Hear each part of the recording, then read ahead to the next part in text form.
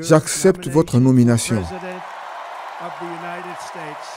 Les congrès gardent toujours le meilleur pour la fin, mais ici, l'attente a été encore plus grande pour le discours de l'ancien président, compte tenu de ce qui s'est passé samedi. Donald Trump a commencé à parler lentement, beaucoup plus sobre, pour raconter la douleur qu'il a ressentie lors du rassemblement de samedi. Wow, qu'est-ce que c'était? Ce ne peut être qu'une balle. Et j'ai levé la main droite et elle était couverte de sang. Pendant la semaine du Congrès, cette photo rappelait quotidiennement aux délégués leur candidat, fort, résilient, un homme que même la balle d'un assassin n'a pu arrêter. Il a promis que cette force s'étendrait à l'étranger. Trump a déclaré que ni la guerre en Ukraine, ni le conflit entre Israël et le Hamas n'auraient eu lieu sous sa présidence.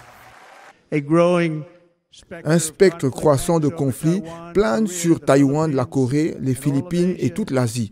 Notre planète est au bord de la Troisième Guerre mondiale. Ce sera une guerre pas comme les autres à cause des armes. Il a écrit son discours des semaines auparavant, mais y a apporté des changements évidents avec une sonorité plus religieuse, étant donné qu'il a frôlé la mort. Je me tiens devant vous dans cette arène par la grâce de Dieu Tout-Puissant. Reconnu coupable de 34 chefs d'accusation, il a accusé l'administration Biden d'instrumentaliser le système judiciaire, de créer une forte inflation et d'ouvrir la frontière à la drogue et aux criminels. Nous voulons que les gens viennent dans notre pays, mais ils doivent y entrer légalement. Dans la loge présidentielle se trouvait le sénateur de l'Ohio, J.D. Vance, 39 ans, choisi comme colistier de l'ancien président. Également, Melania Trump, l'ancienne première dame, qui est apparue pour la première fois à la convention. Les analystes politiques, comme Shannon Bow O'Brien de l'Université du Texas, voient un parti républicain avec un nouveau message d'inclusion.